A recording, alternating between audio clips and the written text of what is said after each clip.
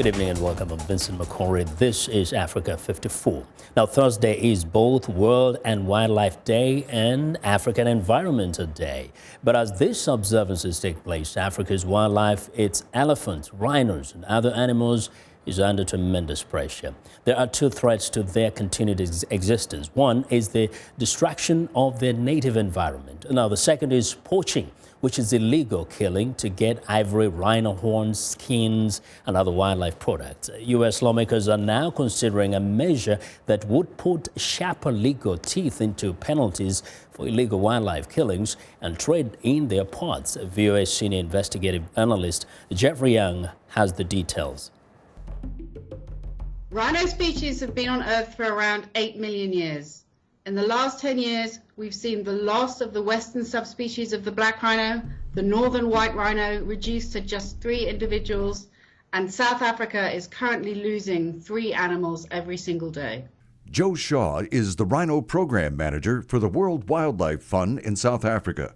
These animals are being illegally killed in startling numbers to satisfy a powerful demand, much of it in East Asia, for the rhino's distinctive horn.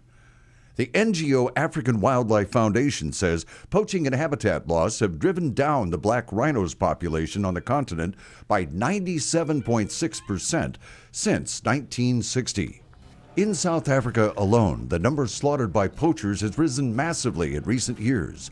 The NGO Wild Aid reports that in 2007, 13 South African rhinos were illegally killed. A year later, that number jumped to 83. By 2013, the number poached in South Africa had soared to over 1,000. The main reason behind this slaughter all across Africa is the misguided belief in parts of Asia that rhino horn is some sort of folk remedy. It is creating an insatiable demand backed by big cash, causing some Africans to butcher these beasts. Elephants are also in the poachers' crosshairs, and the main target is the animal's ivory tusks. While the WWF believes that there are still some 470,000 African elephants scattered across 37 countries, the slaughter has been horrific.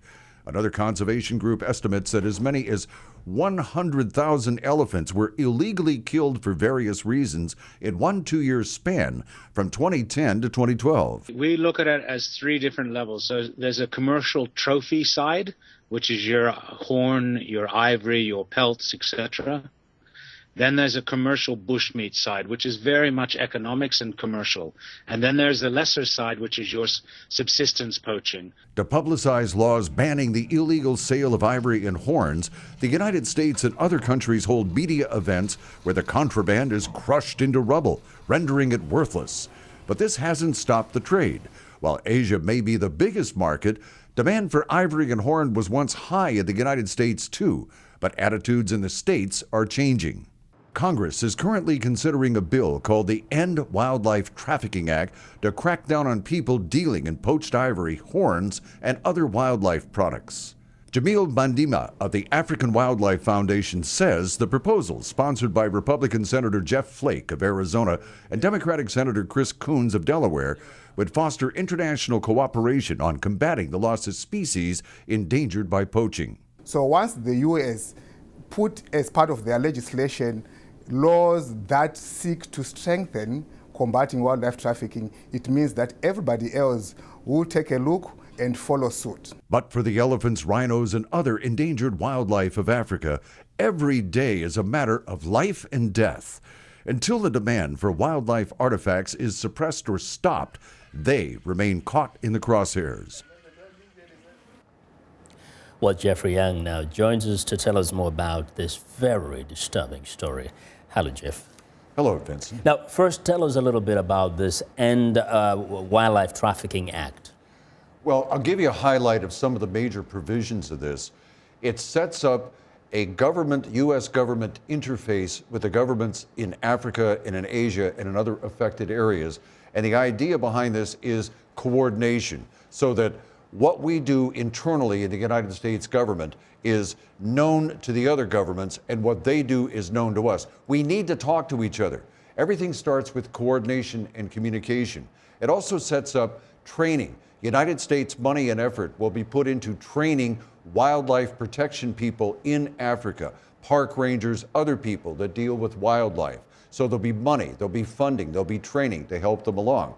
It also is promoting international agreements between the United States and other countries to strengthen laws on the killing of wildlife, the trafficking in animal artifacts, whether it be rhino horn or tusk, or even the skins of these animals, to make this illegal. And it sets up a rigorous reporting system so that we know what's happening. How many of these killings are going on? Where is it going? Where are the products going? It sets up reporting. With reporting, then you can take action.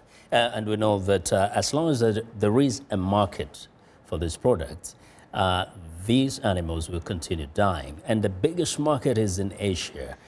So how do they enforce these laws in Asia, or how does the international community put more pressure on the Asian nations so that they stop the consumption of this product, the buying of this product? The demand in Asia is huge. A great deal of the ivory goes there. The United States is also culpable too. For years, tons of ivory products have been in the United States.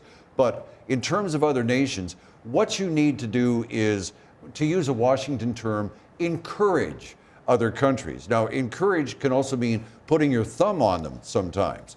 You can encourage them by saying, if you don't help us in this area, maybe we'll not be able to help you in some development thing or some project that you're doing. Encouragement is getting people to go along with the plan. And that's a part of this. All right. And I like that part where, you know, helping the indigenous people, the locals themselves, to really protect their wildlife, if they understand the value in the long term. True.